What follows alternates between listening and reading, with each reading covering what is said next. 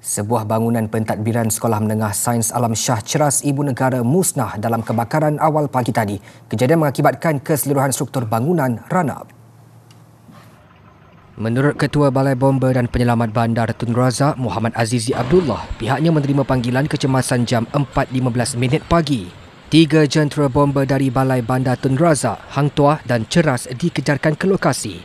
Turut digerakkan 2 unit tangki air dan 1 unit EMRS. Bangunan terbabit menempatkan bilik guru, bilik mesyuarat, bilik fail serta beberapa bilik lain. Seramai 44 anggota bomba terlibat dalam operasi pemadaman. Api dapat dikawal sepenuhnya jam 5.55 pagi. Tiada kecederaan atau kemalangan jiwa dilaporkan. Punca kebakaran masih dalam siasatan. Sementara itu, Menteri Pendidikan Fadlina Siddiq memaklumkan pihaknya telah memulakan proses penilaian kerosakan dan kerja baik pulih infrastruktur SM Sains Alam Shah yang terjejas.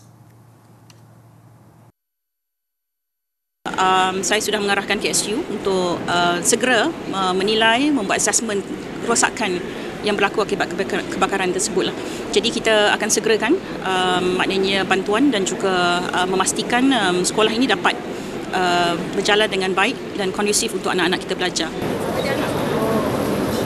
Beliau ditemui di majlis sambutan pelajar program pendidikan tingkatan 6 di kampus kejuruteraan Universiti Sains Malaysia Nibong Tebal, Pulau Pinang. Menurutnya, kementerian mengutamakan keselamatan murid dan guru sebelum sesi pengajaran dan pembelajaran disambung semula.